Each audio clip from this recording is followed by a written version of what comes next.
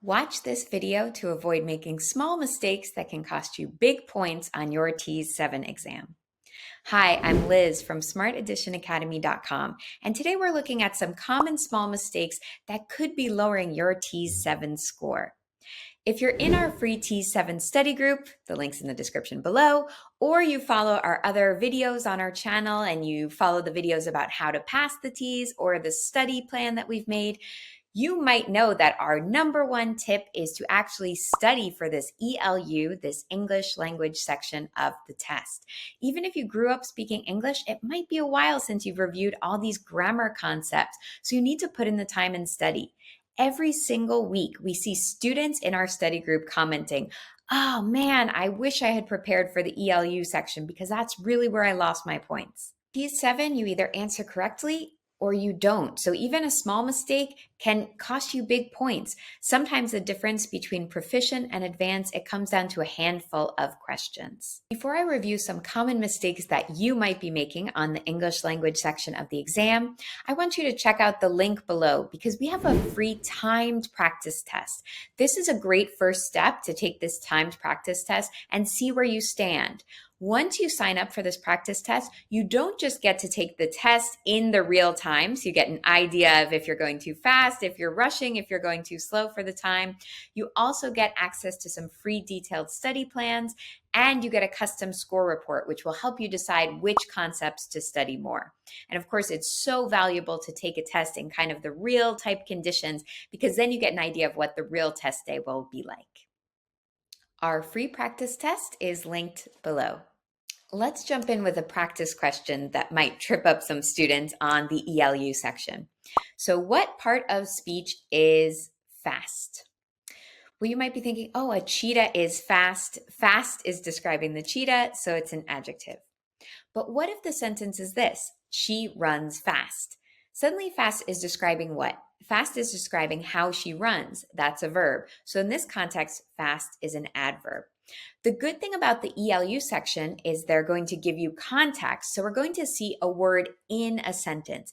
But the mistake that students might make, they might just assume they know that a certain word is always a certain part of speech. But that's not always true. For example, if you think of the word yesterday, that could be a noun, that could be an adverb, that could be an adjective. The lesson here is that you really need to carefully read the question, carefully read the sentence, get the context. And also you really need to understand how those parts of speech function. So don't make assumptions about parts of speech. Second question for you. How do you spell recommend? Okay, well, if you're like me, you're actually going to be a bit confused thinking, does it have two C's? Does it have two M's? I'm actually not even going to spell it out loud here. That's how much I'm not confident in my spelling of this word. And what I'm saying here, my larger point, is that these double letters are double trouble. So when you have words with double letters, these are words that you should study so you know about spelling for the section. If you search, you can search online. Be specific that you're searching for American English. But if you search the list of most commonly misspelled has double letters, by the way, misspelled words in American English, you'll get a lot of these type of words like vacuum, accommodation, embarrassed. These words that have double letters, I want you to study those words double. That would be my advice. Next, third question for you. Is this sentence correct or incorrect? The group of students are ready for the test. So this is actually something we hear in American English. We hear it quite often, and it sounds good. It sounds correct. Oh, the students are ready. But here's the tricky thing. The subject of the sentence, the one we're conjugating the verb for, the subject is not students. The subject is group. This is something that's called subject-verb agreement. And on the test, you have to be really careful. First, you have to identify what is the subject of the sentence. Is it students or is it group? And then you have to decide if it's singular or plural. And a lot of students will make the mistake because they see a word like family, group, band, and they think, oh, that's made up of multiple people. So we conjugate it as if it's they or another multiple type subject. But you have to be really careful. Even something that's a group might be a singular noun as a subject. So be careful about that. Okay, a last question for all of you watching. The cat chased its tail. How do we spell its? Is there an apostrophe in there? So a lot of students might think, and I understand where they're coming from. They think, okay, the possessive, something that belongs to someone, and the cat, the tail belongs to the cat. We have that apostrophe, right? If we say Cindy's car, it's apostrophe S.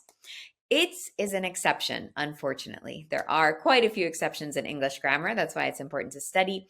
But in the case of its, the one without the apostrophe is the possessive. So the cat chased its tail without the apostrophe.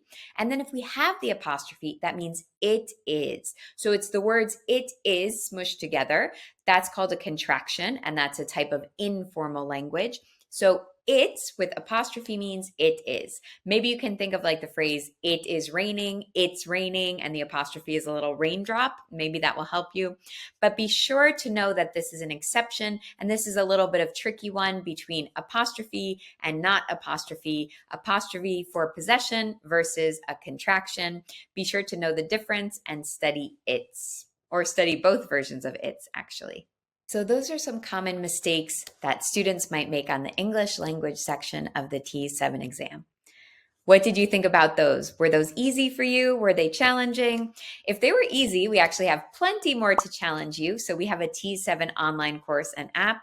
And if they were challenging, then I would definitely recommend diving back into your study for the English language section. Remember, you do have to study for the section. You don't want to make that mistake of skipping over it. But luckily, we have so many resources for you. So click our links in the description below. Head on over to smarteditionacademy.com.